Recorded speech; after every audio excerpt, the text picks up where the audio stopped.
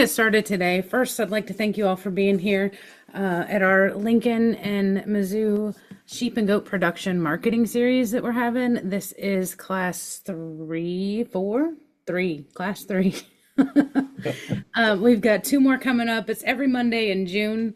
And there are 5 Mondays in June if you need to look. But today we've invited Dr. Jason Apple to join us. He is from the University of Texas A&M at Kingsville. And he used to work out of Arkansas, so he was really our close neighbor for a while, and now he's fled a little further south. But Dr. Apple is going to talk to us about the meat and goat, or the meat of lamb and goat. And we've brought Dr. Apple to you because he has studied a lot of meat science. He has worked in meat science for a long time. And I think he has a lot of great insight to bring to you today about the meat of goat and lamb. And with that, I will turn it over to Dr. Apple. Well, thank you. I hope you'll have patience with me. I'm now an administrator, so I may have probably put too much science and forgot a few things in there. So we're going to start off today about one of the biggest problems is defining meat quality. The classical definition of meat quality is a measure of traits that are sought and valued by customers. But so many times we'll talk about it, and we're going to focus today more on palatability. That's the sensory properties of tenderness, flavor, and juiciness. There's also technical, which I had to delete a lot of slides, but that would be fresh color, pH, water holding capacity, the things that we would use both if we were looking at further processing or purchasing. I explain to my students every day, we purchase with our eyes, and then our repeat buy is basically the satisfaction we got from eating it. But you could also say there's microbial quality. Whether it's contaminated with pathogenic bacteria, E. coli 157H7, Salmonella typhimurium. We could go into Campylobacter jejunum, Listeria monocytogenes, but we're not going to talk about that or the foreign objects. And nutrient quality, well, I'm a meat eater, so I think the nutrient quality of meats is a high protein. As I explain a lot of time, it has ZIP. Zinc, iron, and protein at high amounts. But we're going to talk a little bit about quality. Now, I wanted to first kind of go into, before we get into the bulk of the talk, to talk about quality grading. I'm not going to teach this class, but you need to understand that when we talk about quality grades for lamb, they're a totally different thought or a totally different thing than some of what we're going to talk about. Quality grades of lamb are supposed to segregate carcasses into like palatability groups. The highest quality grade being prime. Then you have choice, good, utility, and cull. Three basic factors involved in quality grading are going to be carcass maturity, the lean quality, which is both color and we'll talk about flank streaking. And the last is conformation. Of all the species, lamb quality grading is probably one of the difficult. I've graded about 5,000 to 6,000 head of carcasses over my career, so I have a little better handle than most. Now, maturity is the presence of a break or a spool joint. Now, that's nothing more than the epiphyseal plate of the trotter. And if it breaks off, it should be red with 8 pyramids. A spool joint means it's unbreakable and you have the joint there. But in young lamb, which is about 3 to 8 months of age at slaughter, it's going to have 2 break joints, perfect break joints. When we look at older lamb, which is somewhere in that 10 to 14 months, it could have 2 break joints, but one part you don't have a full pyramid. It could have a break joint, a spool joint. Yearly mutton usually doesn't have a break joint. If it does, it's part of that bone's been broken off and it's very porous or very white and flinty. And then mutton is usually in that greater than 24 months of age. Both will have spool joints. When you look at ribs, we'll look at rib shape and color. So if we're looking at young lamb, it tends to have rounder, narrow ribs that are very red. And I've got a picture of that. Whereas you get into mutton, it's going to be flat, white, and flinty. Lean color goes from the low of being, or the youngest is kind of a slightly pink, maybe a pinkish red color, all the way up to a very dark red in mutton. And then texture, well, texture is pretty fine in our first ones. It's just the coarseness or fineness of the fibers that you can see available. Now, if we look, I've got a picture here of a break joint, 8 defined peaks that are usually red and porous versus a spool joint. If you look in, I hope you could see, and I don't have a pointer, wished I did, but if you look at the A maturity ribs, you'll see that they're very red and very round. They have blood flow still to that bone, whereas with something in the B maturity range, older to yearly mutton, they're flatter. And you can hopefully see the difference in color in the flank. Once I've determined the maturity of that animal, then I'm going to look in the flank streaking and measure that, and I will come up with a preliminary quality grade. The next part of this is with the conformation of that animal, and it goes from this is an average prime conformation to a high good to your right. One of the things about conformation is this: to be prime, it has to have prime flank streaking and prime quality. But let's say I have a high good, but I've got prime conformation, and I can pull it up because of its conformation into choice. There's some advantages to the conformation of the carcass. Now, there really are no quality grades for goat meat, but the institutional meat purchasing specifications, which were defined or are available to you on USDA's Ag Market Services website, they're really designed on how we cut animals up for international trade and interstate trade. And so, but the imps, as we like to call them, do have segregated goats into 3 groups. One is called a selection number 1, which is a very muscular carcass or a very muscular live animal. Selection number 2 says they're average muscling. And a selection number 3 is a low or light muscle. Excuse me. Now, before we get there, the IMPS does define kid goat as less than 14 months of age, yearling goat 14 to 24, and goat is greater than 24 months of age at slaughter. But there are a lot of other terms that you may hear along the way when we talk about slaughtering goats or marketing goats. One of those is Easter kids. Usually these are neither castrated nor they've been debudded. Cabrito, most people have heard of, but in Italy, it's the same thing. It's called capretto.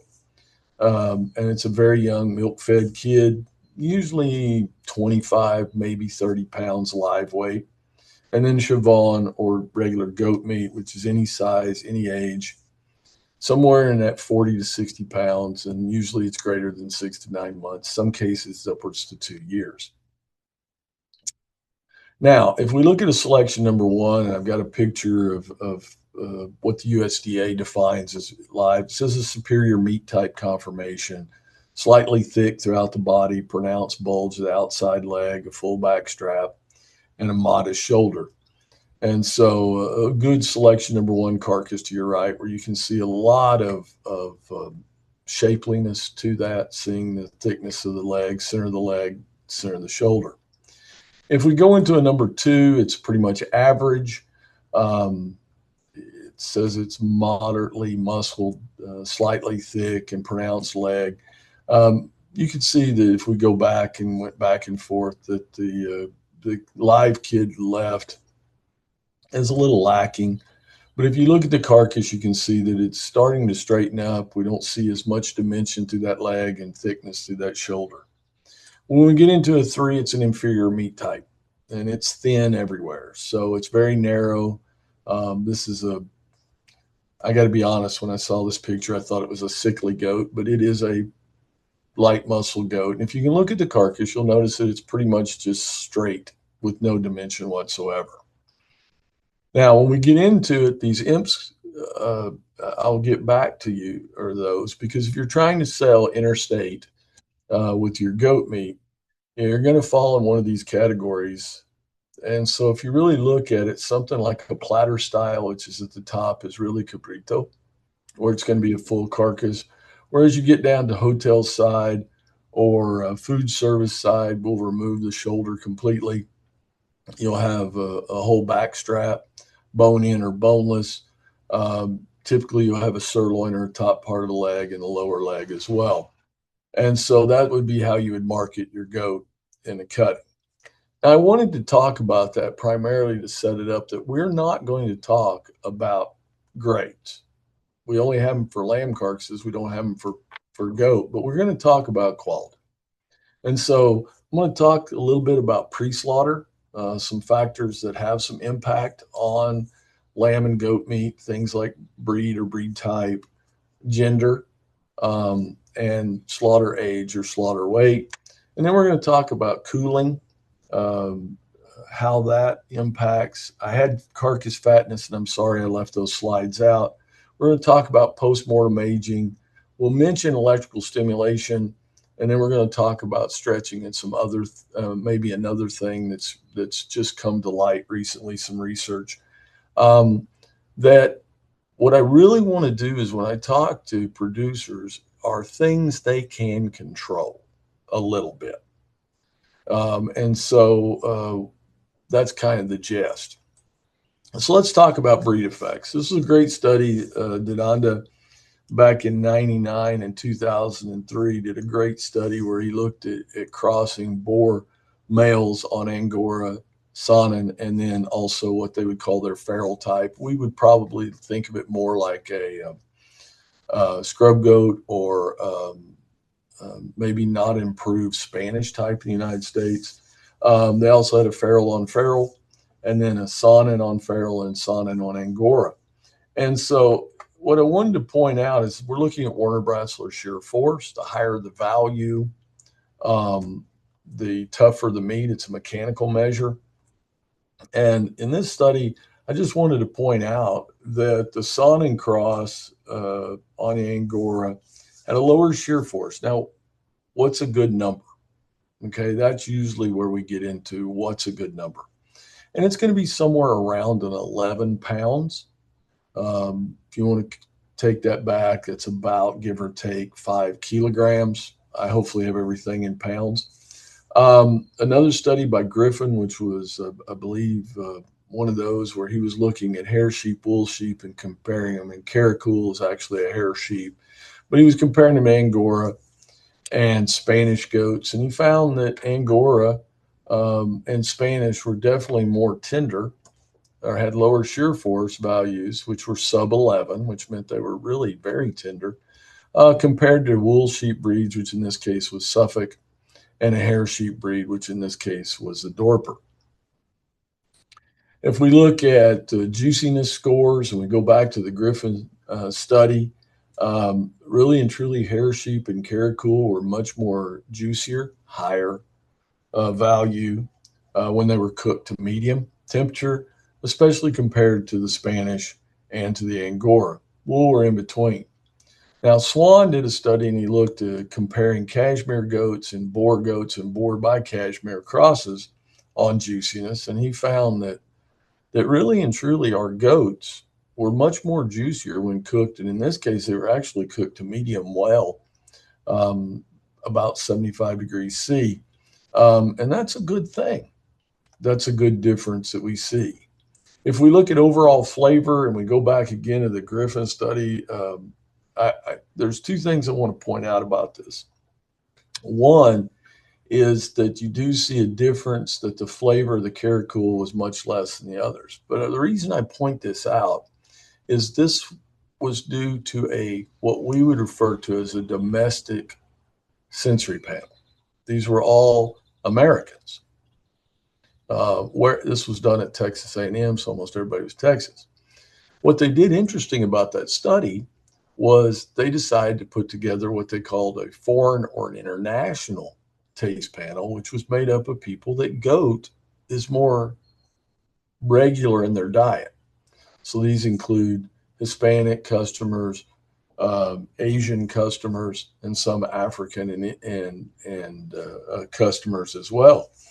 interesting enough, they didn't see the difference, and they're probably more in tune, which kind of the authors concluded that it was because they're used to eating a wide variety of goat and lamb that maybe they're not as fickle because it's something they're used to versus a domestic or a US based taste panel, which doesn't have a lot of experience. Therefore, they're more in tune to more subtle differences because they're just not used to eating it. And if you look at DeHonda's paper in 2003, where he compared all the different type of goats, he found them basically they all tasted exactly the same. We look at lamb. There's a whole run on the different breeds that are out there, and they are really over years of research. And I apologize, I don't have the citations up for this. We don't really see a big difference in our wool breeds. But when we get into hair sheep, and this was two studies that I did with Joan Burke, who's at the ARS lab in Boonville, Arkansas, we did find some differences. In our first study we did, and these were with intact males, Cattlemen were tougher than our other breed or composite breeds. In the second trial, we decided to compare them back to Suffolk to see if there was a comparison, and our Suffolk were way more or had higher shear force values, indicating they were much tougher. And again, if we use that 11 pounds as a cutoff between slightly tender and slightly tough, all of our hair sheep crosses were quite superior, almost 2 pounds less, and well below the 11. So there might be a difference between hair sheep and wool sheep when it comes down to comparison of palatability traits.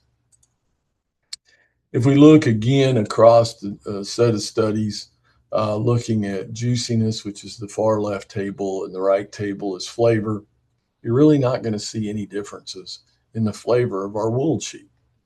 We go anywhere from, there's some large, what we would say is almost coarse wool with boy, somebody always gets mad at me for saying this, but something like a Border Leicester or Copsworth, all the way down to medium wools, Hamps, Dorsets, South Downs, Targees, that'd be a coarse wool, and then to fine wools like Merinos and Rambouillet. But really no difference in our wooled sheep when it comes to flavor or juiciness as we get in there. Now, gender, and this is probably a harder one to decide, but if we look at gender, wethers tend to be, with the exception of one study, wethers tend to be more tender than definitely during our bucks or billies. Nannies sometimes are tough as well when we're looking at goats.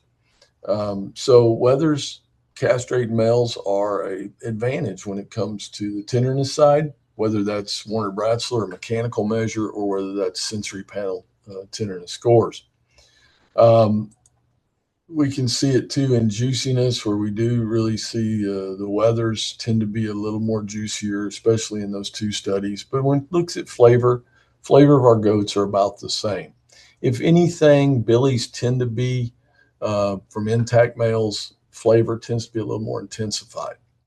And again, it depends on the customer. We work with, for example, Hispanic customers. They like an older, more mature male or an older, more mature female because they like a little more intense flavor. Versus maybe if we're looking at Ramadan, where we're looking at a smaller intact male, but it's very small. So tender, juicy, but maybe not the same amount of flavor intensity. If we look at gender effects on lambs, rams invariably are usually tougher. If you look at the Kemp study from 72 out of Kentucky, we look at the Ho study out of, I believe that's Connecticut, Rosie Knowles study out of, I believe she did that at Kansas State, and then the other is an African study. Ewes and wethers tend to be about the same, but ewe lambs tend to produce um, um, uh, maybe just a little bit more tender than a castrated male. I thought it was a neat study by Mahara in 2000 where they looked at wethers, rams, and then they short scrotumed. For those that don't know, they made cryptorchids. And I found it interesting that the cryptorchids were more tender than either the wethers or the rams. And again, if we look at flavor, we look at juiciness. These are evaluated by consumers or trained sensory panels. Really and truly, there's not a lot of difference between the three. Again, if you look at flavor, you'll definitely see typically a more intense flavor in our rams and wethers than you will in your ewes. I bring in slaughter age. This was a study that we did with Kelsey Basinger, who got her BS there at Lincoln University, and then worked with me on her master's project. And we took a set of Kiko Boer F1 crosses. We had to do it over 2 years, but we slaughtered them at 45 days post weaning. And so what we wanted to do was to see how things changed over time due to a slaughter age. And what we basically found is intramuscular fat or marbling, which plays a very important role in tenderness. Threshold established by the Aussies says that you need about 3.5% IMF to have a quality eating satisfaction. And so you can tell that in the left panel that with time, over time, and these purple is longismus thoracis muscle, the back strap, semimembranosus SM is green, biceps femoris, both are from the leg. You can see that over time, as those animals get older, they tend to deposit more intermuscular fat. If we look at shear force, with the exception of the biceps femoris, mainly we tend to improve. Animal gets more tender till we get to about, give or take, almost a year. So 315 days, give or take. That's what, about 10 months of age, which tends to be the cutoff that most people talk about. Another study, Pradawia, out of, I believe, New Zealand, they looked at look at slaughter weight of goats, and these were mixed breed of goats. Tenderness really didn't change very much after 99 days, and that's particularly looking at shear forces, or about 99 pounds live weight. I did put up here that I wanted to do a couple of things, and I do want to talk about color. Half of my research, my life's been on color, so I said we buy with our eyes. L-star value is a measure of lightness, and so it doesn't take you long to realize that an animal is very light. When it's killed at 11 pounds or harvested at 11 pounds, the color of that meat is very, very light. But it'll eventually, after about 66 pounds slaughter weight, it's going to settle in at that 40 to 45 L-star value, which is actually a cutoff. When it's born, I said it's almost a light pink color. And so you can see that at these lower weights, up to about 66, we have a very light, almost pink red color. But eventually we're going to get up at about that 99-pound range, where the meat will stay a nice cherry red all the way out to 225 pounds. In that same study, what I wanted to show, though, is as the animal gets heavier, flavor declines. Slaughter them at heavier weights. If you look at tenderness acceptability declines as you harvest a heavier animal. We see the same thing with juiciness, and overall acceptability declines. Now, let me be very pointed and tell you that a 4.5 is the cutoff, is a threshold. So anything above that. So truthfully, all of these carcasses would be deemed acceptable. But when we get into these heavier goat weights, somewhere in that neighborhood of, give or take 165 or higher, 165 to 225, we're in a position where we can't afford a mistake. And what do I mean by that? Maybe we fed it too long. Maybe we did something else wrong. And that could definitely end up costing us a consumer if we're doing direct sales, if we're doing farmer market sales, or private treaties. So just be aware of that. If we look at slaughter age on lamb, you can see that as we go from the Boughton study in 78, from 2 to 3 months of age, all the way up to 6 to 8 years, tenderness increases linear. Each slaughter, they're just going to get tougher. If we look at flavor, flavor does increase. And we said that the intensity of lamb increases with age. Juiciness tends to decline a little bit as they get older. At least that's what Jeremiah told us with a group out of Canada, goats. If we look at slaughter weights have kind of an interesting effect, because as we get to this 112 to 130, 150 pound range, we actually improve tenderness, and that's where they should be. When we get to these really lightweight lambs, one of the problems is muscle turnover. And with muscle turnover, we get a tougher animal. We see that in what we would call baby beef. Veal tends to be very tender, but when you get into that 4 weight upwards to about 700 to 800, 900 pound live weight, they're pretty tough. And we see the same thing. We look at Warner Bratzler again goes down in the Jeremiah study from 98. Lloyd's study, it tends to go up. But by and large, there's a target. And really and truly, when we look at lambs, that 110 to 150 is a really good target. A study a few years ago comparing Australian lamb to U.S. lamb, and they found that most Australian lamb comes from lambs that are about 100 to 115, 120 pounds live when slaughtered. A lot of the domestic lamb produced in the United States comes from 150 to almost 215 pounds. And that weight difference has a dramatic effect on return purchase of lamb. In other words, a lot of our heavier lamb, and these are from our wool breeds, we're not talking about hair sheep, tend to be, as they get bigger, just be discriminated more versus a smaller lamb, which we tend to see imported from New Zealand and Australia.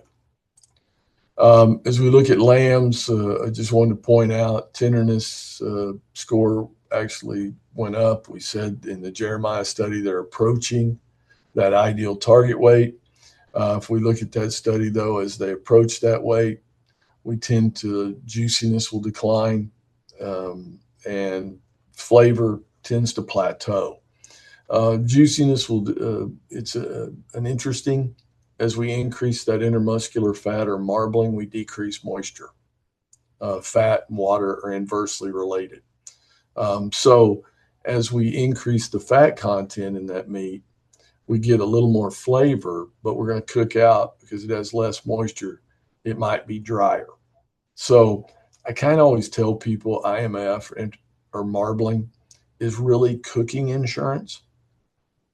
So if you like your stuff medium rare to medium rare, and that you don't need a lot of marbling or intermuscular fat.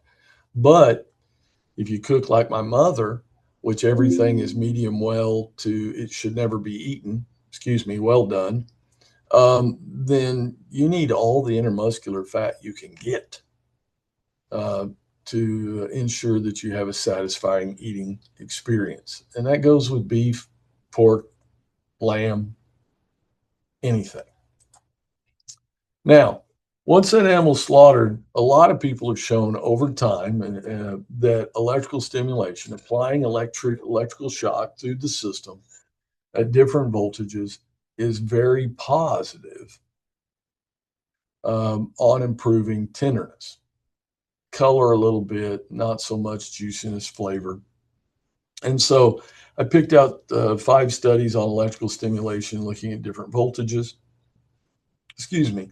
I really want to focus on low voltage, the advantages of low voltage. And that's usually 20 volts, 18 to 20, sometimes 22 volts. Usually that's going to be about somewhere between 90 seconds to 120 seconds with a pulse on and off of about 5 to 6 seconds. It does some disruption of the tissue, so it makes the animal a little more tender. The problem is that ES is not something we can apply in your local abattoir or meat or butcher shop because of safety concerns. Obviously, if I get up to 1130 volts, boy, can I tenderize the heck out of lamb. But the safety concerns are outrageous. If you've never been in a plant that uses ES, the electrical stimulation unit is blocked off, lights, nobody's back there because people die. I was actually in a beef plant many years ago. We had cattle on a test, and I couldn't get to them because emergency, because a guy had touched a carcass while it was still in the unit and was electrocuted to death. So the plant was shut down. So although ES, electrical stimulation, has some very positive effects on meat quality or palatability, and particularly tenderness, I can't recommend it for most of our places because you're usually only going to see that maybe in a Meadow Mountain Cargill plant. You'll see it in Australia and New Zealand at their large lamb producers. But it works well with both goat and lamb to improve tenderness. Chilling is one of our number one problems, not so much with sheep, but with goats. When we really look at chilling and most, well, I need to start out. Meat freezes at about 28 to 29 degrees. Most people go, oh, well, water freezes at 32. Meat's got protein. And so it freezes there. Now, legally, if it freezes, goes below that, goes to 27 degrees, I no longer have a fresh product, I have a frozen product. Totally different marketing. So a lot of times, though, we want to get that temperature down as quick as we can. So if we're talking about a sheep coming in off the slaughter floor after it's been evised, it's going to be somewhere in that neighborhood of 103 to 105 degrees. The meat will be. We put it in a cooler. Typically, our coolers are set at 28. And I want to get that heat out of there as quickly as possible so I can progress through rigor mortis at a rate that I produce a high quality product. Now, one of the problems is that usually requires a minimum amount of fat. And so if we're looking at sheep, we need about 0.15 to 0.2 of an inch of fat to really insulate it. So when it hits that cold, it doesn't shorten. That's all well and good. Goats, however, rarely have much measurable fat. And so when they hit that cold air, that muscle is going to contract uber tight. The best way I can give you an example is getting out of the shower on a sub-freezing day. You're wet, you step out of the shower, and your whole body just seizes into one contraction to stay warm. The problem is as it goes through rigor mortis and it doesn't have a lot of insulation on it, it can't relax. And so what I do is I produce a very tough product. Now, over time, we've wanted to figure out ways that we could do this to cut down the amount of cooler time. So, for example, the pigs. A pig comes out of the usually the sanitizer, the the steam pasteurization chamber and goes into what we call an ultra low chilling. It's about minus 70 with about a 40 mile an hour, 40 to 50 mile an hour wind. So it generates about minus 72 wind chill factor, and it's in there for 45 minutes. And when it comes out, it's a pork sickle. And then it goes to what we call a tempering phase where it comes back to fresh before it goes. That works with pigs. They have 3/4 of an inch of fat. Works well. They have insulation. They can handle it. Well, a lot of times we've tried doing that. So basically, I should have got back. That means we can fabricate in 12 hours after it's slaughtered. Well, we've tried that in Europe with sheep. And we thought, man, what if we got them down to like minus 20 degrees Celsius, which is minus 4 Fahrenheit, and we put them in there. Normal is 2 to 4 degrees is a normal cooling temperature. Man, it doesn't take you long to realize from the left side of this deal that when we do these ultra low temperatures, we make a tough product. Other than the McGeegan study in 99, everything is above 11. Again, it's that cutoff of slightly tender and slightly tough. Whereas when we compare it going in at like a 4 degree or 39 or 40 degree cooler, we have an improvement. Now, this led people to do something called delay chilling. So what we'll do is we'll take the carcass and we'll hold it at a room temperature, somewhere in that around 20 to 24, all of a sudden I'm thinking Celsius, wow. We'll hold it at that 70 to 80 range for a period of time. Now that heat allows the speed up glycolysis and muscle contraction. So when I put it into the cold air of something colder, it will now be further along in the rigor mortis process and produce what we thought was a good carcass. In beef, it works really well. Not so much in pigs, and obviously in goats, it doesn't work at all very well. Now, it is a way you can use it. Two things you have to worry about. Number one, how long? So, for example, the McKee study did 6 hours at 80 degrees. Papuas and their study in 2016 did 4 hours. Okay. And so there's a timing. So you would have to work that out.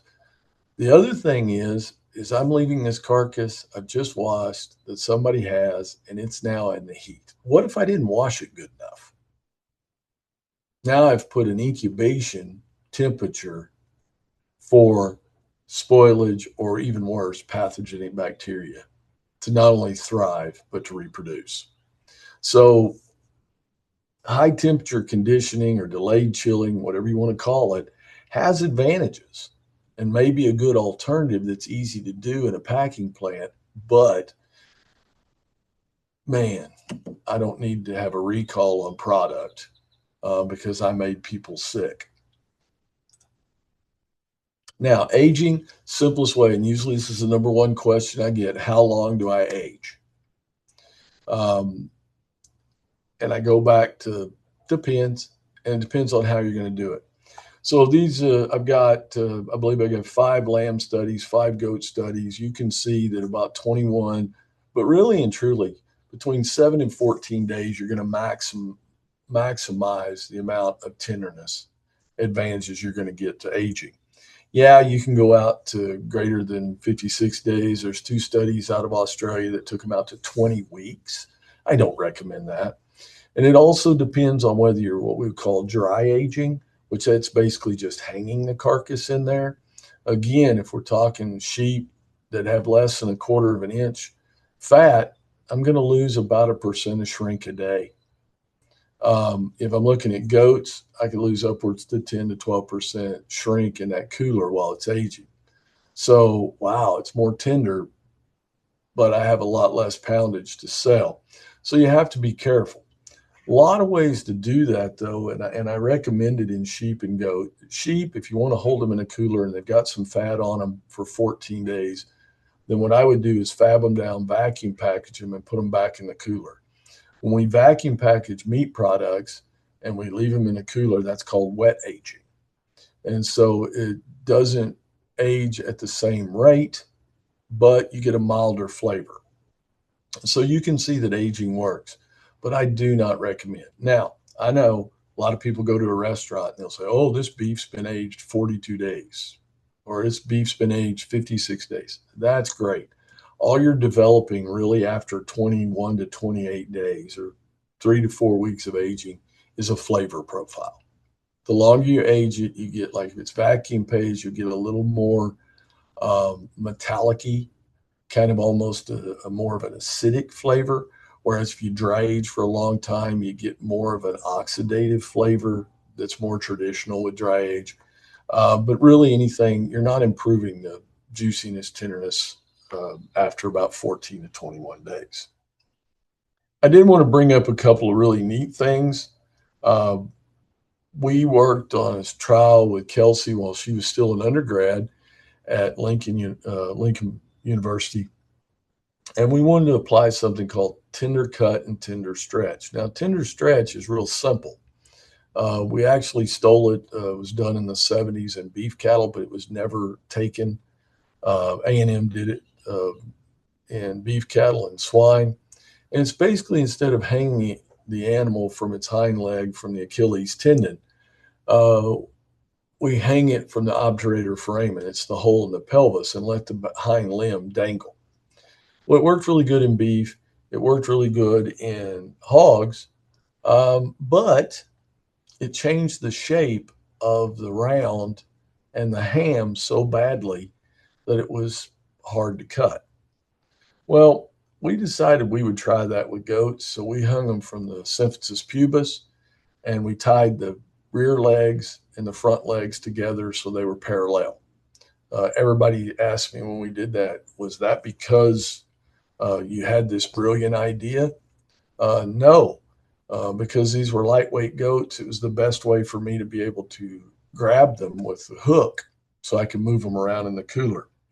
Another thing which I'd done in cattle, and it worked really well, was something called tender cut. Now, this is where you rib it at between the 12th and 13th, but you do not cut the epimysium that covers the longismus thoracis et lumborum. So you trim around it, you saw the bone or break the bone, and then you rib it up the side. So it's really hanging. The weight of the foresaddle is pulling down or stretching that longismus muscle. In beef cattle, we found that it worked phenomenal. In our first trial, and it's the one where you see the tender cut without a weight, we realized we didn't have enough weight from the foresaddle to really make a difference on these goat carcasses. And so, but if you look here, the tender stretch in the red study did a phenomenal job. In fact, it reduced, it cut shear forces in almost half, a little more than half. In the second trial, we had a second rep, I had an epiphany. Let's do the tender cut, but let's add a kettlebell to it. I think it was a 5-pound kettlebell. We hung it from the neck. By the way, everybody, you should try to make the USDA happy by sanitizing kettlebells. But and here's what we found: the kettlebell didn't help. But again, using the tender stretch worked. Now it's funny. I've got some producers back in Arkansas, one in Louisiana that does this, and they swear by it. The most interesting thing is I have deer hunters in Texas, Oklahoma, Missouri, and Arkansas who do this with their deer when they chill it. And it stretches that back strap, but it also puts a stretch on the lower leg muscles and makes them more tender. And by the way, we showed you, the reason I showed you that EMS is there's really not as specific a detailed cutting description as you have for lamb, beef, and pork. And so what we found was to make take the leg off was 10 times easier. It's one knife cut and I can remove the leg from each side. Now, I wanted to put in a little roach study, and I don't know if anybody knows this or did not, but about 98% of all the goat that's imported in the United States comes in skin on. It's been dehaired. Three ways of dehairing. Um, One is using a paraffin, where after the animal is exsanguinated, they will dip it in a paraffin bath, pull the paraffin off. That sounds like a lot of work. Another method is to shave them and then singe it. And we have some French producers of goat that singe hair, but they leave the skin on. Um, Other places actually scald it just like we do pigs. So they'll put it in 172 water until the hair follicles loosens, and then they'll use paddles and singe the difference. Why does that matter? Well, skin on has its advantages. Number one, you reduce carcass shrink in the cooler. I have a thicker, more insulating layer on like a goat, which doesn't have a lot of fat. So that's a big plus. It reduces cold shortening. But this work done at Kansas State by LaRoche and Orr showed that skin on received higher consumer sensory panels for tenderness and juiciness, about the same for flavor. And if you really look at it, although it wasn't statistically significant, customers preferred the overall eating satisfaction or eating quality of goats that were chilled with their skin on. Now, why would I bring this up? It's a very positive thing. We don't have regulated coolers that we can pretty much, it's one set temperature and it's stuck there forever. So this may be a methodology that we might want to consider implementing in our own. Like I said, 98% of all the goat that's imported in the United States as carcasses come in with the skin on. I've seen them at U.S. Foods. I've seen them at Costco, for that matter. So it works. And so it may be a way we need to start thinking about implementing. It's not that hard. So let me wrap this up. What do we know about breeds? Well, very little difference in tenderness and juiciness among our sheep breeds, especially our wool breeds. Hair sheep breeds may be more flavorful than lamb from wool breeds, might be slightly more tender. Goat breeds, uh, there's definitely differences in goat breeds, especially when you're looking at meat tenderness. If we look at gender's effect, whether lambs tend to produce more tender beef than ram lambs. Rams tend to produce more of an intense flavor. We know that. Wethers produce more tender than either billies or nannies when we're looking at goats. But there's really no effective gender on things like flavor and juiciness when we talk about goat meat. Right? Age, obviously, but not so much. If you look at slaughter weights, lamb and goats become tougher. Slaughter weight increases. Flavor tends to get stronger with increasing slaughter weight. If we look at age, tenderness declines with advancing age in both lambs and goat carcasses. But as we said, as we slaughter at older animals, the intensity of that animal or the flavor of that animal increases. Electrical stimulation, man, probably 60 years worth of research proves that it improves tenderness, right? But it may not be applicable to small packing plants or small abattoirs just because of safety concerns. I've actually been in a small plant that used ES, and they would lay a tarp on the ground. They would hook the electrodes up to it, run about 770 volts through it, turning it off and on. And I would watch this carcass flop up and down. And it's and the guy that's running it yelling, everybody stand back, you could get killed. It's not the best way. I just haven't seen. Obviously, chilling and our temperatures do have an impact on goat and lamb tenderness, particularly goats who have very little fat cover. Delayed chilling upwards to 6 hours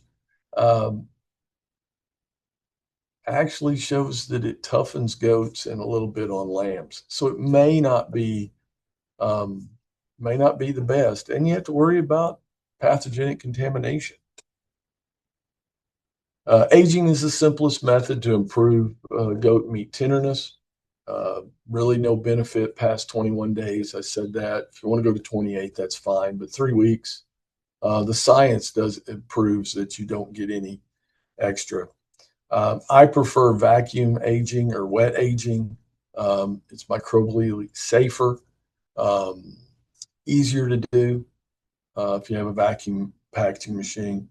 Longer aging periods may intensify flavors and develop specific flavor profiles that you may have for your particular product. Um, I know Katahdin people that love to wet age for 40 days because it says it gives it a very special flavor compared to any other lamb. But it might also intensify bad flavors. So, for example, we've done lamb off of fescue, and fescue can give a little bit of a funk sometimes. Um, Man, we let that go for long age, and it's got a big funk. So it's not the best. Um, about 90 to 95, 98% of the world's goat carcasses are exported in or imported in the United States as dehaired. There are advantages. We've talked about those advantages: cooler shrink, improvements in flavor, tenderness. Um, wow. Uh, could be something easily applied in a packing plant if they already have a scalder. And then finally, the tender stretch really worked. And I've seen recently some other papers that are coming out of Australia and New Zealand that it's being applied more regularly there to kind of guarantee a tender product. So, with that, I would rather get to talk about or answer your questions. Um, and I hope no one was counting sheep and fell asleep. But I'm available for any questions. It looks like there was just one question in the chat. Someone asked, does lamb prime require grain fed or can you get there on grass fed? You can get there on grass, but it's going to have to be the right grass. That's one of the sticklers. It's usually going to be highly digestible. Marbling is really due to bypass starch. So to get down to it, there are a lot of studies used to think that if I fed tallow or I fed a fat, you get more marbling in ruminants. That's not the case. It's got to have bypass starch.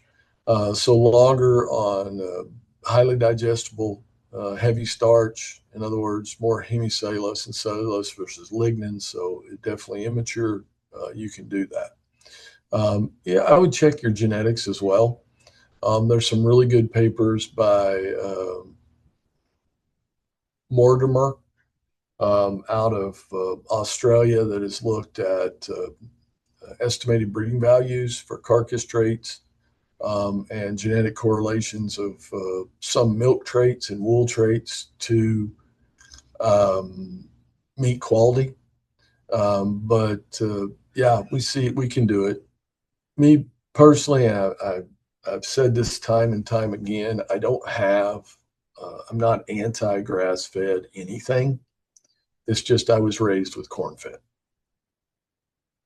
So almost all the lamb I've ever eaten has come out of finished on a high concentrate diet. Almost all the goat I've really actually eaten, we've finished on a corn soybean based diet somewhere somehow. Even our goats are dry lotted because we're drought and run out of grass. But it's how you want to call it. But I've seen prime come off of grass. The biggest problem you have with high grass, though, is sheep tallow or sheep fat tends to be a little bit on the yellowy side in the first place, or can be. Tends to have more polyunsaturated fats than our other breeds, ruminant breeds. So grass can make it very yellow. if you're looking at sheep. And so that yellow fat is very much discriminated against customers. They really like to see that white fat because they're used to seeing it on beef.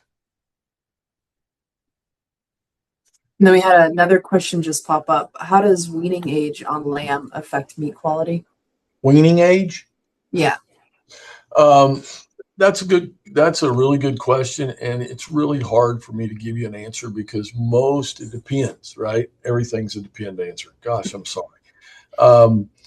We have some people that wean at 45 days and they like that. We have others that are weaning at 90. I've even worked with a goat producer that weans at 120. I don't understand why.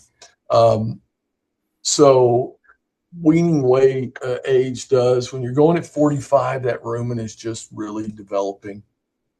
So it's going to start getting some of its bacterial, its microbiome at about 40 to 45 days. So in reality, they're not really, you may see them out there munching on grass, but they're doing nothing more than imitating mom.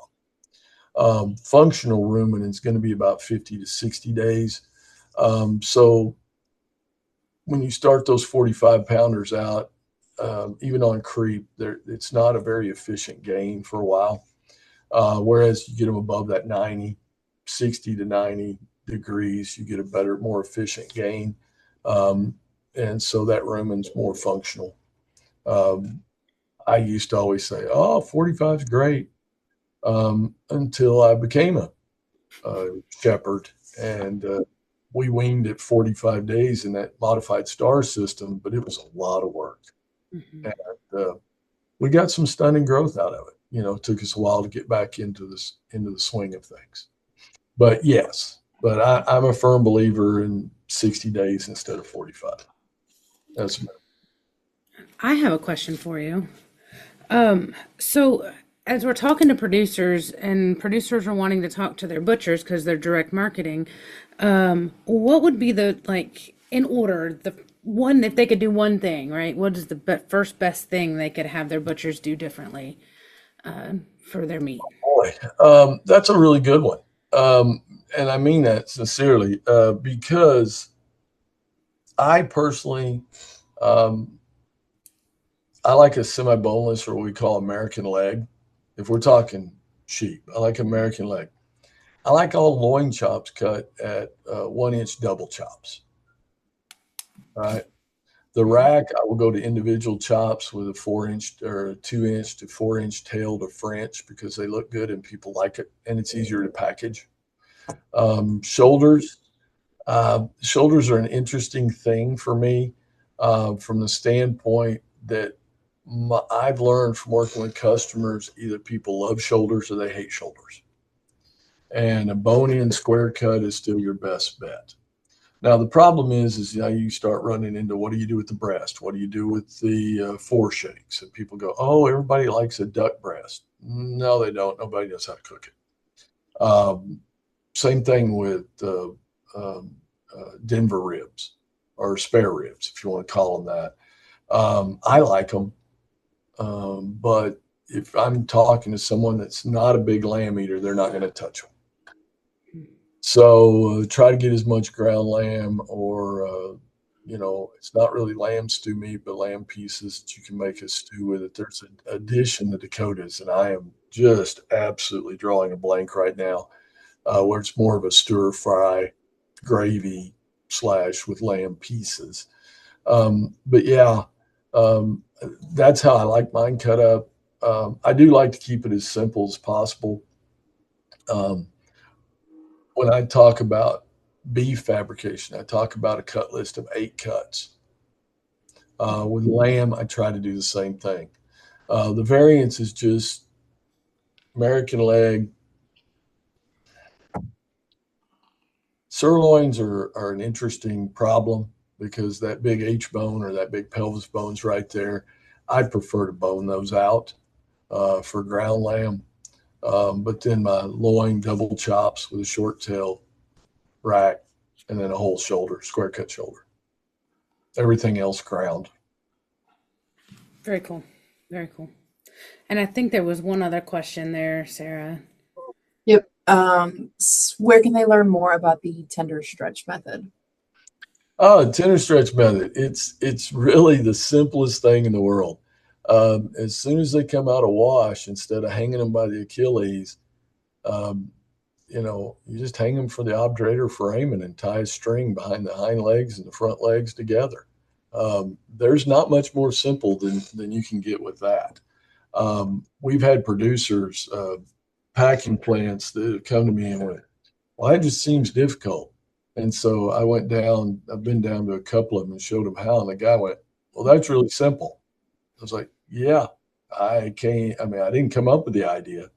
But I was raised by a father who said, kiss to me all the time, keep it simple, stupid. And I can do that. It's probably the easiest methodology to improve the tenderness of goats that I've ever seen. And like I said, I've got a good friend that he's a big deer hunter, and so one year he tried it, he sold, and he sells it to other deer guys. So as soon as they eat this, and he's going to chill it, he ties the front legs, hind legs together, throws them in the back of the truck, takes it to his house, and hangs it in his garage. That same way. So essentially, we're hog tying them and hanging them by the hips. Is that what we're doing? Hanging them by the hips? Yeah. The very first one's actually funny. The very first day they ever did that was in the 60s. I think it's funny. Maybe I'm no. They ran a broom through the bung hole, and then they tied the neck to it and hung it by the broom so the legs dangled. Okay. And everybody was like, ooh, that worked. Well, then it's been so advanced since then, but still works. And I haven't seen a study yet that hasn't had a positive on small ruminants. Sheep, goats. It's even big with feral deer and red deer populations in Australia. And there's packing. Very cool. Well, Dr. Apple, I really appreciate you being here and talking. Yeah, hard to find butchers that'll do goats. Yes, it is. Yes, it is. We know that. We don't officially have a butcher here. We are state inspected down here at our university, but we probably do more goats for local people. They'll bring them to us and ask us. And you're right. The average butcher wants to do pigs and cattle. They're bigger and easier. Taking the hide off of a lamb is not easy. And taking the hide off of goats, pretty easy. But yeah, they like quick and easy, and you have no room for error when doing lambs.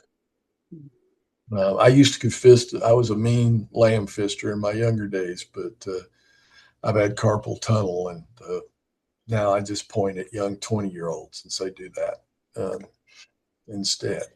But yeah, finding a good butcher for small ruminants is always going to be difficult.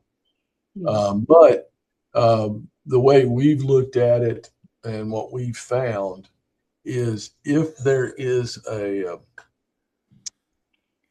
numbers,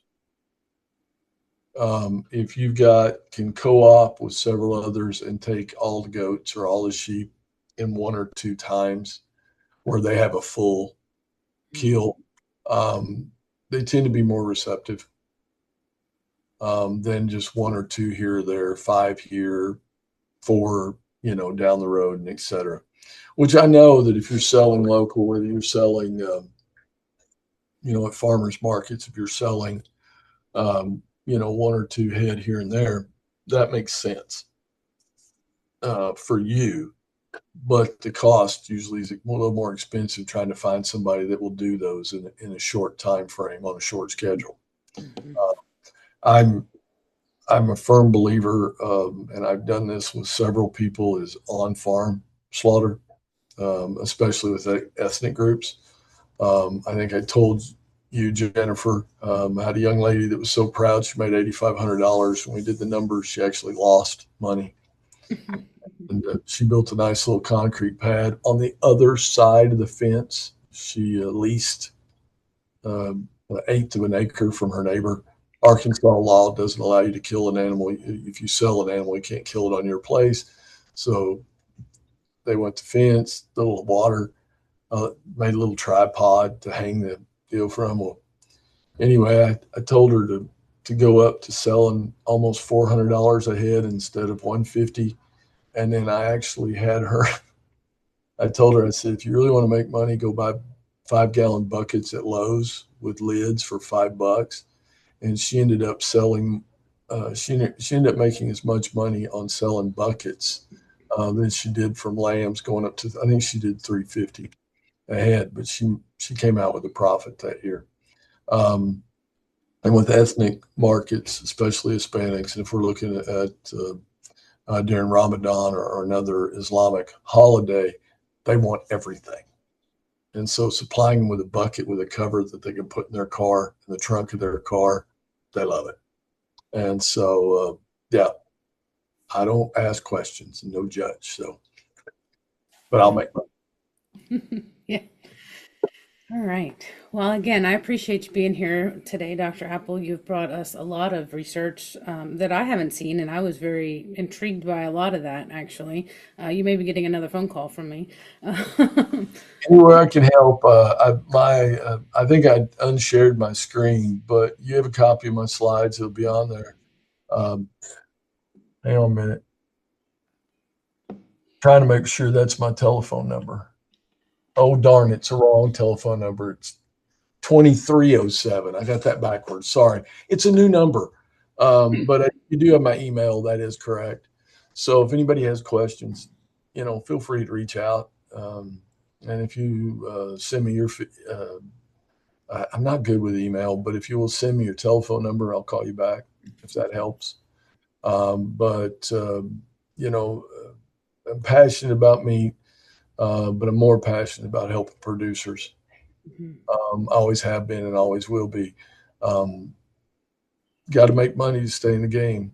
I tell students all the time, we have many definitions of the word sustainability. My number one definition of sustainability is that you're doing the same business next year that you're doing today. If you are, that you made money, you've taken care of your animals well, you've taken care of your environment well, you've taken care of your pastures well, you're back here doing this again next year. And so that's my wish for everybody, is to be that type of sustainable producer. Absolutely. Well, thank you so much, Dr. Apple. We appreciate all the information and your experience. Thank you so much. I hope somebody learned something. Yeah, we learned a lot. I appreciate the opportunity. Yeah, thank you. Thank you for being with us. Yeah, great. Good. All right. And we will see everybody next week, same place, same time. Homero, did you still want to try to announce the winners? Yeah, Sarah, do you want to announce the winners of the raffle? Yeah, so we're going to do a book raffle after each session, selecting 3 winners. And then at the very end, we'll also do a raffle for everyone who came to every session. So the raffle winners from the last 2 sessions are Suzanne Belleville, Danielle Taylor, Doug Tabb, Heather Kopp, Kayla Simpson, and Andrea Frazier. And I'll contact you guys at the end of all the sessions and let you guys pick from our selection of books, and we'll get them all sent out the beginning of next month. Yay. Congratulations, everybody. Yeah, congrats. Okay, well, thank you so much. See you next Monday at the same time, the same channel, and thank you so much. All right. Bye, y'all.